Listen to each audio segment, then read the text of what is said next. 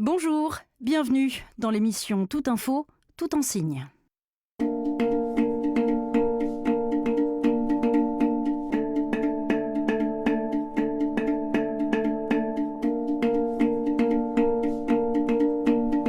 Vous êtes de plus en plus nombreux à regarder ce résumé d'informations mensuelles signé et nous vous en remercions. Récemment, c'était la Semaine européenne pour l'emploi des personnes handicapées. Une occasion d'évoquer les difficultés d'insertion professionnelle des personnes en situation de handicap. Exemple, avec ce premier reportage réalisé en Vendée. Bon visionnage!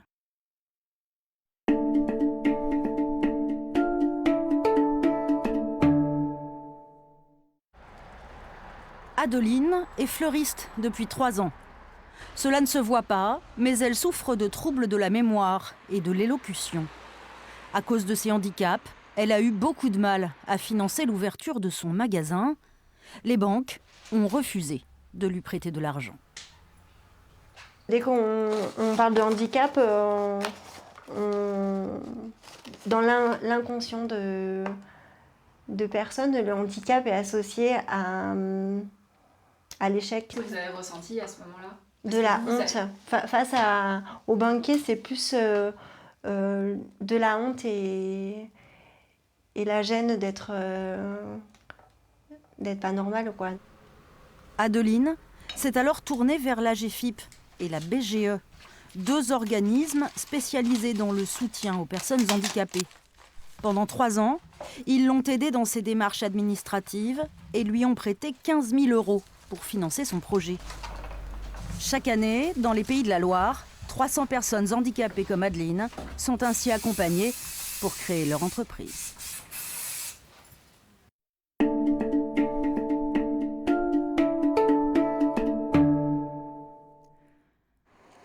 Le hangar à bananes et ses nombreux bars.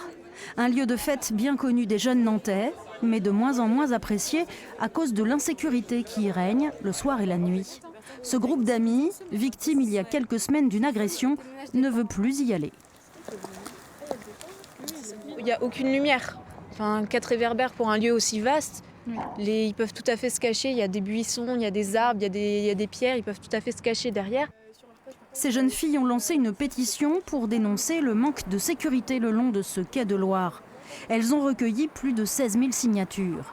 En 2018, la mairie de Nantes devrait installer des caméras de vidéosurveillance et améliorer l'éclairage pour sécuriser le parcours entre le hangar à bananes et le centre-ville.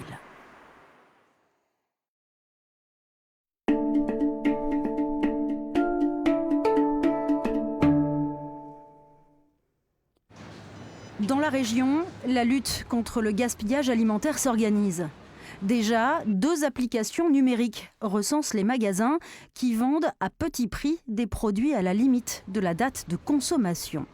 Leur nom, Zéro Gâchis et Too Good To Go. Des associations aussi se mobilisent pour récupérer les produits invendus dans les magasins et les redistribuer. C'est le cas de DLC à Nantes. Chaque jour, des bénévoles sauvent des poubelles, du pain, des fruits ou des légumes pour les donner à des personnes qui en ont besoin. Ce système fonctionne aussi très bien en milieu rural. Près d'Angers, une association d'insertion, Jardin de Cocagne, vient chercher des légumes dans les champs. Ceux qui ne pourront pas se vendre car ils sont trop abîmés. Chaque année, ils redistribuent 100 tonnes de produits au bénéfice de l'aide alimentaire.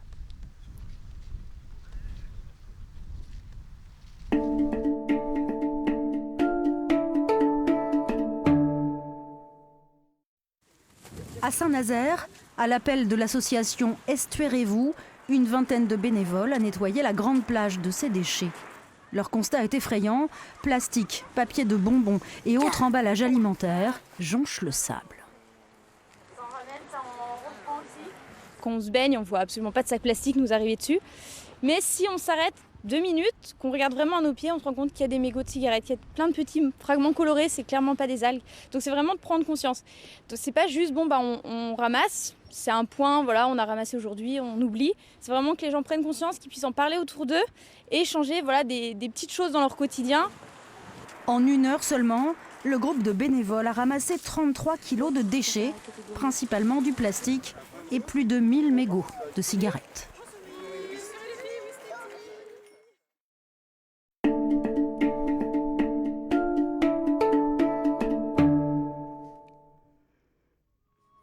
En Mayenne, le château de Sainte-Suzanne est non seulement l'un des plus beaux monuments du département, mais il a aussi obtenu des labels pour les 4 principaux handicaps. Sa politique d'accessibilité, à l'égard du public sourd notamment, est très volontariste. 4 guides sont actuellement formés à la LSF pour pouvoir accompagner les visiteurs et leur permettre de découvrir l'histoire du château et de la Mayenne.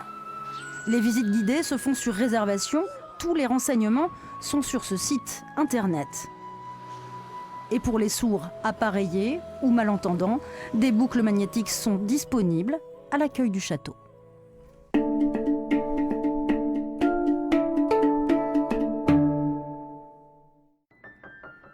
Bientôt Noël. Dans quelques jours, vous allez voir les marchés de Noël fleurir dans les différentes villes de la région. À Angers, l'association des sourds du Maine-et-Loire organise son propre marché avec des artisans et des vendeurs indépendants sourds. Rendez-vous le samedi 2 décembre, salle Chupin.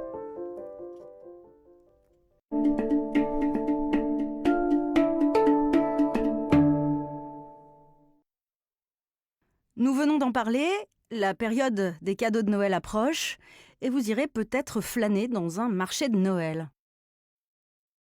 Nous allons maintenant détailler la façon de signer marché de Noël pour notre public entendant. Marché se signe comme cela, c'est le parapluie ou le parasol qui s'ouvre et qui protège le stand contre le soleil ou les intempéries. Marché.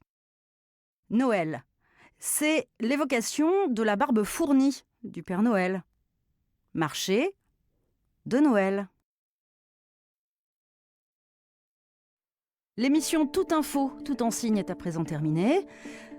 Merci de nous avoir suivis. Nous nous retrouvons le mois prochain pour un nouveau résumé d'informations régionales signées. D'ici là, vous pouvez voir, revoir, transmettre le lien de cette émission via vos réseaux sociaux, Facebook ou YouTube. Merci, au revoir, à bientôt.